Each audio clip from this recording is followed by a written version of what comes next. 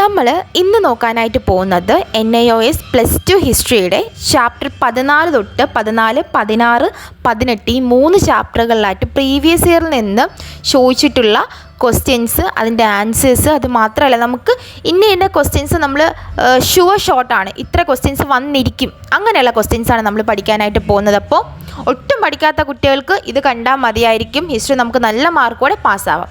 അപ്പോൾ നമുക്ക് വീഡിയോയിലേക്ക് കടക്കാം.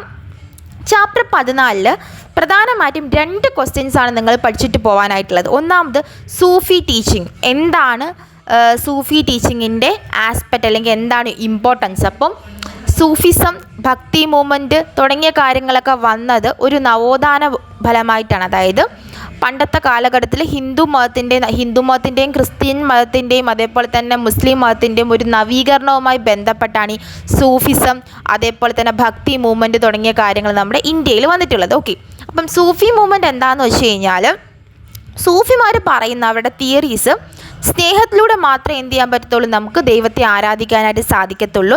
ഇവരൊരു മിസ്റ്റിക് രീതിയിലാണ് ദൈവത്തെ ആരാധിക്കുന്നത്. അതായത് സംഗീതത്തിലൂടെയും പാട്ടിലൂടെയും നൃത്തത്തിലൂടെയൊക്കെ ആയിരിക്കും ആരാധിക്കുന്നത്. ഇവർ കൂടുതലായിട്ടും മാനസികമായിട്ടുള്ള മനസ്സിൻ്റെ ശുദ്ധിക്കാണ് കൂടുതൽ പ്രാധാന്യം കൊടുക്കുന്നത്. മാത്രമല്ല, എല്ലാവരോടും ക്ഷമയോട് കൂടിയിട്ടും സഹിഷ്ണുതയോട് കൂടിയിട്ടും സമാധാനത്തോട് കൂടിയിട്ടും സംസാരിക്കുക.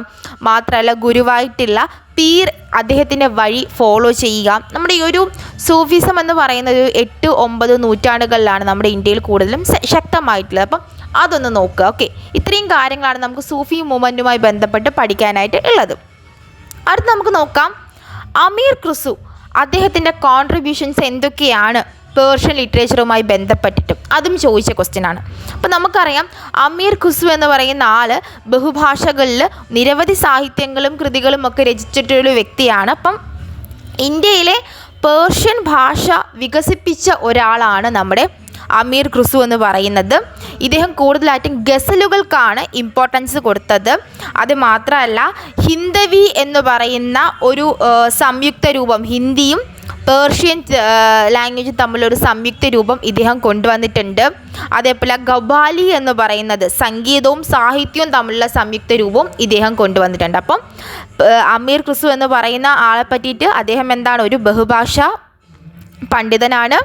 മാത്രമല്ല, പേർഷ്യൻ ഭാഷകളിൽ നിരവധി കൃതികൾ രചിച്ചിട്ടുണ്ട്.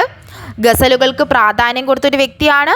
ഹിന്ദവി, ഖവാലി തുടങ്ങിയിട്ടുള്ള കാര്യങ്ങൾ ഇദ്ദേഹം കൊണ്ടുവന്നതാണ്. ഇതാണ് ഇദ്ദേഹത്തിൻ്റെ കോൺട്രിബ്യൂഷനിൽ നമുക്ക് പഠിക്കാനായിട്ടുള്ളത്. ഓക്കെ, ഇത്രയുമാണ് മെയിനായിട്ട് നമുക്ക് ഈ 14ാമത്തെ ചാപ്റ്ററിനകത്ത് നിന്ന് പഠിക്കാനായിട്ടുള്ളത്. പക്ഷേ അത് മാത്രമല്ല, ഭക്തി മൂവ്മെൻറ്റിനെ പറ്റിയിട്ടും അല്ലറ ചില്ലറ കാര്യങ്ങൾ ഞാൻ നമ്മുടെ ഈ ചാപ്റ്റർ 14 പഠിപ്പിച്ചപ്പോൾ ഞാൻ പറഞ്ഞു തന്നിട്ടുണ്ടായിരുന്നു. അപ്പം നിങ്ങൾക്കത് കേൾക്കാത്ത ആളുകളുണ്ടെങ്കിൽ ജസ്റ്റ് ഒന്ന് ആ വീഡിയോ ഒന്ന് പോയി കണ്ടു നോക്കുക. അപ്പം നിങ്ങൾക്ക് മനസ്സിലാവും. അപ്പം ബാക്കി കാര്യങ്ങളും കൂടി പഠിക്കുക. ജയിക്കാൻ നമുക്ക് മെയിനായിട്ട് ഈ ഏരിയയിൽ നിന്ന് ഈ 2 ക്വസ്റ്റ്യൻസാണ് ചോദിക്കുന്നത്. നമുക്കിനി അടുത്ത് ചാപ്റ്റർ 16ലേക്ക് പോവാം. ചാപ്റ്റർ 16 എന്ന് പറയുന്നത് establish of British rule in India till 1857. 1857 വരെയുള്ള കാര്യങ്ങളാണ് നോക്കുന്നത്. നമുക്കറിയാം ബ്രിട്ടീഷുകാർ ഇന്ത്യയിലേക്ക് വന്ന 2 ലക്ഷ്യത്തിന് വേണ്ടിയിട്ടാണ്. ഒന്നെന്ന് പറയുമ്പോൾ എന്താണ്, ഇന്ത്യയിൽ നിന്നുള്ള അസംസ്കൃത വസ്തുക്കൾ ശേഖരിക്കാനായിട്ടും ഇന്ത്യയിൽ നിന്ന് എന്താണ് ഇവിടെ നിന്നുള്ള വെൽത്ത് അങ്ങോട്ടേക്ക് കൊണ്ടുപോകാൻ വേണ്ടിയിട്ടും അവിടെ നിർമ്മിച്ച വസ്തുക്കൾ ഇവിടെ കൊണ്ടുവന്ന് വിറ്റഴിക്കാൻ വേണ്ടിയിട്ടുമാണ് എന്ത് ചെയ്തത്, പ്രധാനമായിട്ടും ബ്രിട്ടീഷുകാർ ഇന്ത്യയിലേക്ക് വന്നത്. ഇങ്ങനെ വന്ന ബ്രിട്ടീഷുകാർ രണ്ടല്ല കുറച്ചധികം രീതിയിലൂടെയാണ് ഇന്ത്യയെ പിടിച്ചടക്കിയത്. ഏതൊക്കെയാണ്? ഒന്ന് സബ്സിഡറി അലയൻസും, അതായത് സൈനിക സഹായ വ്യവസ്ഥ. അതിനെ പറ്റിയിട്ട് നമ്മൾ ഡീറ്റെയിൽ ആയിട്ട് പഠിച്ചിട്ടുണ്ട്. ഒരു ഇത് പറഞ്ഞുതരാം. അതായത് നാട്ടുരാജ്യങ്ങൾക്ക് സൈന്യത്തെ കൊടുക്കുന്നു, പക്ഷേ എന്ത് ചെയ്യണം, ആ സൈന്യത്തെ കംപ്ലീറ്റ് ആയിട്ടും നോക്കാനുള്ളത് ആരാണ്? നമ്മുടെ നാട്ടുരാജ്യങ്ങളായിരിക്കണം. ഇതാണ് നമ്മുടെ സൈനിക സഹായ വ്യവസ്ഥ. പിന്നെ ദത്തെടുക്കാനായിട്ട് പാടില്ല. രാജാക്കന്മാർക്ക് മക്കളില്ലെങ്കിൽ വേറൊരു കുട്ടീനെ ദത്തെടുത്തിട്ട് വളർത്താം. അങ്ങനെയുള്ള ഒരു സംവിധാനം പണ്ടുണ്ടായിരുന്നു. പക്ഷേ ബ്രിട്ടീഷുകാർ അത് സ്റ്റോപ്പ് ചെയ്തു. മാത്രമല്ല, സൈനികർക്കും വലിയ പ്രാധാന്യമൊന്നും കൊടുത്തിട്ടുണ്ടായിരുന്നില്ല. അങ്ങനെ കുറേ രീതിയിൽ. മാത്രമല്ല, റവന്യൂ സിസ്റ്റങ്ങൾ കൊണ്ടുവന്നു. മഹൽവാര്, റേത്ത്വാരി അങ്ങനെയുള്ള കുറേ സിസ്റ്റങ്ങൾ കൊണ്ടുവന്നിട്ടുണ്ട്. പെർമനൻറ്റ് സെറ്റിൽമെൻറ്റ് കൊണ്ടുവന്നിട്ടുണ്ട്. അങ്ങനെ കുറേ സിസ്റ്റത്തിലൂടെയാണ് എന്ത് ചെയ്തത്, നമ്മുടെ ഇന്ത്യയെ അവർ പിടിച്ചെടുത്തത്. ഇങ്ങനൊരു ക്വസ്റ്റ്യൻ വന്നാൽ നിങ്ങൾ എഴുതിയെടുക്കുക, അല്ലെങ്കിൽ നിങ്ങൾ എഴുതുക. അപ്പം ബ്രിട്ടീഷുകാർ ഇന്ത്യയെ പിടിച്ചെടുക്കാനായിട്ട് എന്തൊക്കെ രീതികൾ ഉപയോഗിച്ചു എന്ന് ചോദിച്ചു കഴിഞ്ഞാൽ നിങ്ങൾ എഴുതണം. 1 സബ്സിഡറി അലയൻസ്, 2 സൈനിക സഹായ വ്യവസ്ഥ, 3 നികുതി നിയമങ്ങൾ, അങ്ങനെയുള്ള കാര്യങ്ങൾ നിങ്ങൾ എഴുതി വയ്ക്കുക. പിന്നെ ഇതിനകത്ത് ചോദിക്കാൻ ചാൻസ് ഉള്ള ഒരു ക്വസ്റ്റ്യനാണ്, എന്താണ് ബാറ്റിൽ ഓഫ് പ്ലാസി? അത് ഉണ്ടാവാനായിട്ടുള്ള കാരണങ്ങൾ എന്തൊക്കെയാണ്? ബാറ്റിൽ ഓഫ് ബക്സർ എന്താണ്? അപ്പോൾ ബാറ്റിൽ ഓഫ് പ്ലാസി എന്ന് പറയുന്നത് ബംഗാളിലെ അവസാനത്തെ രാജാവായിട്ടുള്ള സിറാജുദ്ദൗള 1757 സിറാജുദ്ദൗളയും ബ്രിട്ടീഷുകാരും തമ്മിൽ നടന്ന യുദ്ധമാണ്. എന്തിനെ ചൊല്ലിയിട്ടെന്ന് ചോദിച്ചു കഴിഞ്ഞാൽ ബംഗാളിലെ നികുതി പിരിക്കാനുള്ള അവകാശത്തെ ചൊല്ലി നടന്ന യുദ്ധമാണ്. അപ്പം എന്താണ് ബാറ്റിൽ ഓഫ് പ്ലാസി എന്ന് വെച്ചാൽ നമുക്കറിയാം, ബ്രിട്ടീഷുകാർ ഫസ്റ്റ് ബംഗാളിൽ വന്നപ്പോൾ അവരുടെ കയ്യിലൊന്നും ഉണ്ടായിരുന്നില്ല. നവാബ് അവരെ ഒരുപാട് സഹായിച്ചു. ആദ്യമായിട്ടൊരു ഒരു വെയർ ഹൗസ് ഫെസിലിറ്റീസ് ഇവർ തുറന്നു കൊടുത്തു, നികുതി പിരിക്കാനുള്ള അവകാശവും കൊടുത്തു. പക്ഷേ കുറച്ച് നാൾ കഴിഞ്ഞപ്പോൾ എന്ത് ചെയ്തു? ബ്രിട്ടീഷുകാർ നവാബിനെതിരായിട്ട് വന്നു, നവാബിൻ്റെ ശത്രുക്കളെ സപ്പോർട്ട് ചെയ്യാൻ തുടങ്ങി. മാത്രമല്ല നവാബിന് ബഹുമാനം കൊടുക്കാതെ വന്നു. ലാസ്റ്റ് എന്ത് ചെയ്തു? നവാബ് ഇതിനെതിരെ പ്രതികരിച്ച് ആ വെയർ ഹൗസ് പൂട്ടിക്കുകയാണ് ചെയ്തത്. അതിനെ തുടർന്ന് നടന്നിട്ടുള്ള ഒരു യുദ്ധമാണ് ഫസ്റ്റ് ബാറ്റിൽ ഓഫ് പ്ലാസി എന്ന് പറയുന്നത്. ഈ ബാറ്റിൽ ഓഫ് പ്ലാസിയിലും നവാബിൻ്റെ സൈനിക തലവനായിട്ടുള്ള മിർ ജാഫറിനെ എന്ത് ചെയ്തു? കൈക്കൂലി കൊടുത്തിട്ട് നമ്മുടെ ബ്രിട്ടീഷുകാർ വാങ്ങിച്ചു. എന്നിട്ട് എന്ത് ചെയ്തു? ഈ മിർ ജാഫർ യുദ്ധത്തിൽ സിറാജുദ്ദൗളയെ ചതിച്ചു. അങ്ങനെ അദ്ദേഹം മരണപ്പെട്ടു. അങ്ങനെ എന്ത് ചെയ്തു? നമ്മുടെ മിർ ജാഫർ അധികാരത്തിലേക്ക് വരാണ് ചെയ്തത്. അങ്ങനെ മിർ ജാഫറും ബ്രിട്ടീഷുകാരും തമ്മിൽ രണ്ടാമത് നടന്ന യുദ്ധമാണ് ബാറ്റിൽ ഓഫ് ബക്സർ. അതും നികുതിയെ ചൊല്ലിയിട്ട് നടന്നതാണ്. അപ്പം ഈ ബ്രിട്ടീഷുകാർക്ക് ഒരു പപ്പറ്റ്, അല്ലെങ്കിൽ അവർ പറയുന്നത് പോലെ കേൾക്കുന്ന ഒരാളെയാണ് ബ്രിട്ടീഷുകാർക്ക് വേണ്ടത്. പക്ഷെ ആര്? നമ്മുടെ ഇന്ത്യക്കാർ അങ്ങനെ സമ്മതിക്കത്തില്ല. അങ്ങനെയാണ് ഈ battle of Plassey, battle of Buxar നടന്നത്. ഈ ബക്സറിന് ശേഷം ഓൾമോസ്റ്റ് പ്രദേശങ്ങൾ ആരുടെ കയ്യിലായി? നമ്മുടെ ബ്രിട്ടീഷുകാരുടെ കയ്യിലായി. ഇതാണ് മെയിനായിട്ട് പഠിക്കാനായിട്ടുള്ള ബാറ്റിൽ ഓഫ് പ്ലാസിയും ബാറ്റിൽ ഓഫ് ബക്സറും. ഈ ക്ലാസ്സുകളിൽ ഞാൻ നല്ല രീതിയിൽ പറഞ്ഞു തന്നിട്ടുണ്ട്, നിങ്ങൾ അതിപ്പോൾ ഒന്ന് കേട്ട് നോക്കുക. ഇനി നമുക്ക് അടുത്ത് ഹണ്ടർ മിഷനെ പറ്റിയിട്ടാണ്. അതിനെ പറ്റിയിട്ടും ഒരു ക്വസ്റ്റ്യൻ ഞാൻ കണ്ടിട്ടുണ്ട്. ഇനി നമുക്ക് നോക്കാം എന്താണ് ഈ ഹണ്ടർ കമ്മീഷൻ. ഹണ്ടർ കമ്മീഷൻ 1882 തൊട്ട് 83 അതുവരെയുള്ള കാലഘട്ടത്തിലാണ് ഈ ഹണ്ടർ കമ്മീഷൻ എന്ന് പറഞ്ഞ കമ്മീഷൻ ഇന്ത്യയിൽ ഉണ്ടായത്. സംഭവം ഒന്നുമില്ല, നമ്മുടെ ഇന്ത്യയിലെ വിദ്യാഭ്യാസ രംഗത്ത് വന്ന ഒരു പരിഷ്കാരമാണ്. ലോർഡ് റിപ്പൺ അദ്ദേഹത്തിൻ്റെ കാലഘട്ടത്തിലാണ് ഈ ഹണ്ടർ കമ്മീഷൻ വന്നത്. എന്ന് വെച്ചാൽ പ്രാദേശിക വിദ്യാഭ്യാസത്തെ പ്രോത്സാഹിപ്പിക്കുക, സ്ത്രീകൾക്കും അതായത് പിന്നോക്ക ജാതിയിൽ നിൽക്കുന്ന സ്ത്രീകൾക്കും എന്ത് ചെയ്യുക? വിദ്യാഭ്യാസം കൊണ്ടുവരിക, അവരെ ഒന്ന് പ്രോത്സാഹിപ്പിക്കുക, എയ്ഡഡ് സ്കൂളുകൾ സ്ഥാപിക്കുക, സെക്കൻഡറി വിദ്യാഭ്യാസത്തിന് വേണ്ടിയിട്ടുള്ള പഠന പദ്ധതികൾ കൊണ്ടുവരിക. അങ്ങനെയുള്ള കുറച്ച് കാര്യങ്ങളാണ് ഹണ്ടർ കമ്മീഷൻ ചെയ്തത്. ഓക്കെ, പിന്നെ നമുക്ക് ചോദിക്കാൻ ചാൻസ് ഉള്ള വേറൊരു ക്വസ്റ്റ്യൻ ആണ് എന്താണ് റെഗുലേറ്ററിംഗ് ആക്ട്, അതേപോലെ പിറ്റ്സ് ഇന്ത്യ ആക്ട്. അപ്പം റെഗുലേറ്ററിംഗ് ആക്ട് എന്താണെന്ന് വെച്ചാൽ 1773 ബ്രിട്ടീഷ് പാർലമെൻറ്റ് പാസ്സാക്കിയ ആക്റ്റാണ്. ഓക്കെ, ഈ ഒരു റെഗുലേറ്ററിംഗ് ആക്ട് പ്രകാരം നമ്മൾ എന്ത് ചെയ്തു? നമ്മൾ നേരത്തെ ഈസ്റ്റ് ഇന്ത്യ കമ്പനിയാണ് നമ്മളെ ഭരിച്ചത്. പക്ഷേ അത് മാറിയിട്ട് നമ്മുടെ ക്രൗൺ നമ്മുടെ ഇന്ത്യയിൽ വന്ന് ഭരിക്കാൻ തുടങ്ങി. അങ്ങനെ ക്രൗണിൻ്റെ ആദ്യത്തെ ഒരു ആക്റ്റാണ് റെഗുലേറ്റിംഗ് ആക്ട് എന്ന് പറയുന്നത്. ആ സമയത്ത് എന്താണ്? ഗവർണറായിട്ടുള്ള ആളുകളെ ഗവർണർ ജനറലാക്കി പ്രൊമോട്ട് ചെയ്തു ആ ആക്ട് പ്രകാരം. അങ്ങനെ ആദ്യത്തെ ഗവർണർ ജനറൽ എന്ന് പറയുമ്പോൾ നമ്മുടെ വാരൻ ഹസിംഗ് ആണ്. മാത്രമല്ല ഒരു 4 അംഗത്തിലുള്ള കൗൺസിലിനെ രൂപീകരിച്ചു. ഈ കൗൺസിലിംഗ് ആയിരിക്കും ബ്രിട്ടീഷുകാർ ഇന്ത്യയിൽ നടത്തുന്ന ഓരോ കാര്യങ്ങളും അനലൈസ് ചെയ്യുന്നത്. പിന്നെ ആദ്യമായിട്ട് 1774 സുപ്രീം കോടതി കൽക്കട്ടയിൽ സ്ഥാപിച്ചതും ഈ ഒരു റെഗുലേറ്റിംഗ് ആക്ടിൻ്റെ പ്രകാരമാണ്.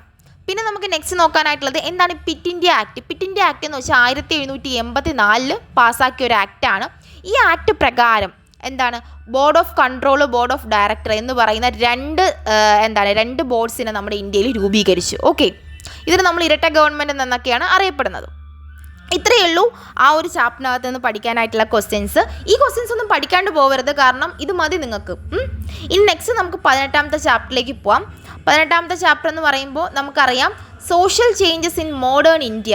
ആധുനിക ഇന്ത്യയിലെ സാമൂഹിക മാറ്റങ്ങൾ എന്തെല്ലാമാണ്. അപ്പോൾ നമുക്കറിയാം ആദ്യം നമുക്ക് പ്രധാനമായിട്ട് പഠിക്കാനായിട്ടുള്ളത് എന്താണ് വിദ്യാഭ്യാസവുമായി ബന്ധപ്പെട്ട് മർക്കോള അദ്ദേഹത്തിൻ്റെ നയം എന്താണ് നമുക്ക് പഠിക്കാനായിട്ടുള്ളത്. നമുക്കറിയാം 1835 ബ്രിട്ടീഷ് ഇന്ത്യയിലെ ഫസ്റ്റ് വിദ്യാഭ്യാസ നയം എന്ന് പറയുന്ന നമ്മുടെ മെർക്കോളയുടെ വിദ്യാഭ്യാസ നയം ഒന്നുമില്ല, ഇംഗ്ലീഷ് വിദ്യാഭ്യാസത്തിൻ്റെ നവീകരണം, കുറച്ചധികം ഇംഗ്ലീഷ് വിദ്യാഭ്യാസം പ്രോത്സാഹിപ്പിക്കുക, അത് മാത്രമാണ് അദ്ദേഹത്തിൻ്റെ നയത്തിൽ പറയുന്നത്.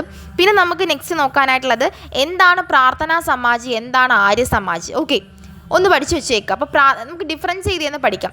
പ്രാർത്ഥനാ സമാജ് എന്ന് വെച്ചാൽ നമുക്കറിയാം ഡോക്ടർ ആത്മറാവ് പാണ്ഡ്യ അദ്ദേഹം മുംബൈയിൽ സ്ഥാപിച്ച ഒന്നാണ്. മെയിനായിട്ട് സ്ത്രീകൾക്ക് വിദ്യാഭ്യാസം നൽകുക, വിധവകൾക്ക് വിവാഹം, അതേപോലെ തന്നെ അന്ധവിശ്വാസങ്ങൾ ഇല്ലാതാക്കുക തുടങ്ങിയ കാര്യങ്ങളൊക്കെയാണ് നമ്മുടെ പ്രാർത്ഥനാ സമാജത്തിൻ്റെ മെയിനായിട്ടുള്ള ഫങ്ഷൻസ് എന്ന് പറയുന്നത്.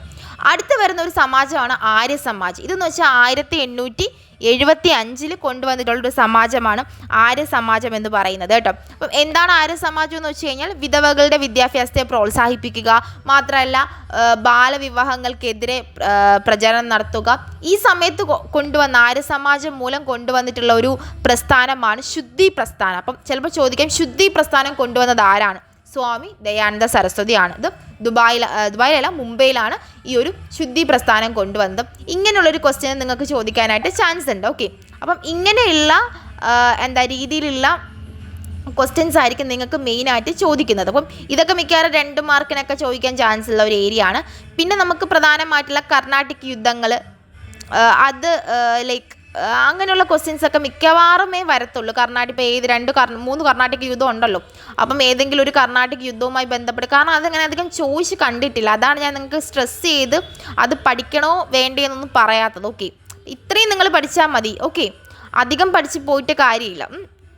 തീർന്നിട്ടില്ല, ഇനിയുണ്ട് നമുക്ക് പഠിക്കാനായിട്ട്. എന്താണ് രാമകൃഷ്ണ മിഷൻ 1897? അതിലപ്പം ചോദിക്കാൻ ചാൻസ് ഉണ്ട്. അപ്പം സ്വാമി വിവേകാനന്ദനാണ് രാമകൃഷ്ണ മിഷൻ സ്ഥാപിച്ചത്. മതസൗഹാർദ്ദമാണ് മെയിനായിട്ട് അവർ പറയുന്നത് കേട്ടോ. എല്ലാ മതത്തെയും ഒരേപോലെ കാണുക, ഐക്യത, അതൊക്കെയാണ് മെയിനായിട്ട് പറയുന്നത്. പിന്നെ ചോദിക്കാൻ ചാൻസ് ഉണ്ട് principle of wood and dispose തത്വം എന്താണെന്ന് വെച്ചാൽ 1854 ചാൾസ് വുഡ് രൂപീകരിച്ച് നൽകിയിട്ടുള്ള ഒരു വിദ്യാഭ്യാസ രേഖയാണ്. വിദ്യാഭ്യാസത്തിൻ്റെ പുരോഗതിയാണ് മെയിനായിട്ട് സ്ത്രീകളുടെ വിദ്യാഭ്യാസം, അതാണ് പറയുന്നത്. പിന്നെ ചോദിക്കാം, എന്താണ് വെർണാക്കുലർ പ്രസ് ആക്ട്? ഈ ഒരു ആക്ട് എന്ന് വെച്ചാൽ 1857 ലിട്ടൺ പ്രഭുവിനെ അദ്ദേഹത്തിൻ്റെ കാലഘട്ടത്തിൽ കൊണ്ടുവന്നതാണ് കേട്ടോ. അപ്പം ഇതിന് വെച്ചിട്ട് എന്താണെന്ന് വെച്ചാൽ പ്രാദേശിക ഈ ഒരു വെർണാക്കുലർ പ്രസ് ആക്ട് കൊണ്ടുവരാൻ മെയിൻ കാരണമെന്ന് വെച്ചാൽ പണ്ടത്തെ ആളുകൾ അവരവരുടെ പ്രശ്നങ്ങൾ, അതേപോലെ തന്നെ ഈ ഗവൺമെൻറ്റിനെതിരായിട്ട് എഴുതുന്നത് സാഹിത്യത്തിലൂടെയും ബുക്കിലൂടെയൊക്കെയാണ് അവർ ഗവൺമെൻറ്റിനെതിരായിട്ട് എഴുതി തുടങ്ങിയിട്ടുള്ളത്. ഓക്കെ, അപ്പോൾ ഈ വെർണാക്കുലർ പ്രസ് ആക്ട് എന്ന് വെച്ച് കഴിഞ്ഞാൽ നമ്മൾ ഇനി എന്ത് എഴുതുന്നുണ്ടെങ്കിലും ഗവൺമെൻറ്റിൻ്റെ ഓർഡർ വേണം. അതായത് അന്ന് ഭരിച്ചുകൊണ്ടിരുന്ന ഇപ്പം നമ്മളൊരു സാഹിത്യം എഴുതുന്നുണ്ടെങ്കിൽ അത് ആദ്യം ആരെ കാണിക്കണം? നമ്മുടെ ആ ഒരു പ്രസ്സിനെ കാണിച്ച് എല്ലാം ക്ലിയർ ചെയ്തിട്ട് മാത്രമേ എന്ത് ചെയ്യാൻ പാടുള്ളൂ, നമുക്ക് പ്രസിദ്ധീകരിക്കാനായിട്ട് പാടുള്ളൂ. അതാണ് വെർണാക്കുലർ പ്രസ് ആക്ട്. ഓക്കെ, കാരണം എന്ന് വെച്ചാൽ അവരുടെ പോക്കൃത്തനങ്ങളെല്ലാം എന്ത് ചെയ്യുന്നുണ്ട്, മാഗസീൻസിലൂടെയൊക്കെ എഴുതി നാട്ടുകാരെല്ലാവരും ഇത് കാണുമ്പോൾ എന്താണ് അവർക്കുള്ള ദേശബോധം കൂടുന്നുണ്ട്. അങ്ങനെ വന്നു കഴിഞ്ഞാൽ എന്താ, ബ്രിട്ടീഷുകാർക്ക് എത്രയും പെട്ടെന്ന് ഇവിടുന്ന് പോവേണ്ടി വരും. അതുകൊണ്ട് കൊണ്ടുവന്നതാണ് ഈ പ്രസ് ആക്ട് എന്ന് പറയുന്നത്. അടുത്ത് നമുക്ക് നോക്കാനായിട്ടുള്ളത് ആരാണ് സെയ്ദ് അഹമ്മദ് ഖാൻ.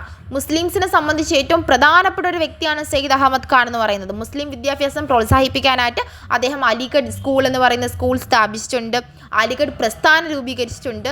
അത്രയ്ക്ക് നല്ലൊരു വ്യക്തിയാണ്. അദ്ദേഹം പറയുന്നത് എന്താണെന്ന് വെച്ചാൽ വിദ്യാഭ്യാസത്തിലൂടെ മാത്രമേ എന്ത് ചെയ്യാൻ പറ്റത്തുള്ളൂ, മുസ്ലിംസിൻ്റെ ഇടയിലുള്ള അന്ധവിശ്വാസങ്ങളും അനാചാരങ്ങൾക്കും ഒരു വിധത്തിലെങ്കിലും എന്താണ് പ്രാധാന്യം കുറയത്തുള്ളൂ. വിദ്യാഭ്യാസം കിട്ടണം, സ്ത്രീകൾക്ക് വിദ്യാഭ്യാസം വേണം എന്നൊക്കെ പറയുന്ന ഒരു വ്യക്തിയാണ്. അപ്പം ഇത്രയും കാര്യങ്ങളാണ് നമുക്ക് ഈ ഒരു ചാപ്റ്ററിനകത്ത് നിന്ന് പഠിക്കാനായിട്ടുള്ളത്. അപ്പോൾ നമ്മളിന്ന് 14 നോക്കി, 16 നോക്കി, 18 നോക്കി. ഇപ്പം ഇതൊരു പാർട്ട് 3 ആണ്. ഈ ഒരു പാർട്ട് 4, പാർട്ട് 5 തന്നെ നമ്മുടെ ഹിസ്റ്ററിയുടെ എല്ലാം തീരും. ഞാൻ ഈ പാർട്ടായിട്ട് ഇടുന്ന കാര്യം എന്താണെന്ന് വെച്ചാൽ ഒരൊറ്റ പാർട്ടിൽ എല്ലാം കൂടെ ഉൾപ്പെടുത്തിയാൽ നിങ്ങൾക്ക് ഭയങ്കര ബോറായിരിക്കും. ഇപ്പം എന്നെ സംബന്ധിച്ചായാലും ശരി, എനിക്കൊരു 10-15 മിനിറ്റിൽ കൂടുതൽ ഒരു വീഡിയോ കാണാൻ ഒട്ടും താല്പര്യം ഉണ്ടാകത്തില്ല. അപ്പോൾ അതുകൊണ്ടാണ് ഈ പാർട്ടായിട്ട് ഇടുന്നത്. ഓക്കെ, അപ്പം നിങ്ങൾ ജസ്റ്റ് ഇതെല്ലാം കേട്ടതിന് ശേഷം നോട്ട്സ് എഴുതുക. നോട്ട്സ് എഴുതിയിട്ട് അത് വായിക്കാൻ നോക്കുക. ഏതെങ്കിലും ചാപ്റ്റർ മനസ്സിലായില്ലെങ്കിൽ എൻ്റെ പ്രീവിയസ് ഇയറിൽ റെക്കോർഡിംഗ് ഞാൻ ഇട്ടിട്ടുണ്ട്, അതൊന്നും എടുത്ത് കേട്ട് നോക്കുക. എന്തെങ്കിലും സംശയം ഉണ്ടെങ്കിൽ നോട്ടിൻ്റെ കാര്യത്തിലോ ക്ലാസ്സിൻ്റെ കാര്യത്തിൽ എന്ത് സംശയം ഉണ്ടെങ്കിലും ബയോയിൽ എൻ്റെ ഇൻസ്റ്റാഗ്രാം പേജുണ്ട്. നിങ്ങൾ ആ പേജിൽ വന്ന് മെസ്സേജ് അയച്ചു കഴിഞ്ഞാൽ ഞാൻ നിങ്ങൾക്കത് പറഞ്ഞു തരുന്നതായിരിക്കും. ഓക്കെ, മാത്രമല്ല നിങ്ങളുടെ സംശയങ്ങൾ കാര്യങ്ങൾ കമൻറ്റ് വഴി രേഖപ്പെടുത്താം, ഏത് വഴി വേണമെങ്കിലും നിങ്ങൾക്ക് രേഖപ്പെടുത്താം. ലാസ്റ്റ് വരെ കണ്ട ആളുകൾ ജസ്റ്റ് ഞാൻ ലാസ്റ്റ് വരെ കണ്ടു എന്നൊന്ന് മെസ്സേജ് ചെയ്താൽ വളരെ സന്തോഷമായിരിക്കും. ഓക്കെ, അപ്പം നിങ്ങൾ നല്ല രീതിയിൽ പഠിച്ചിട്ട് എക്സാമിന് പോവുക. നിങ്ങളെല്ലാവരും നല്ല മാർക്കോടെ പാസ്സാവും.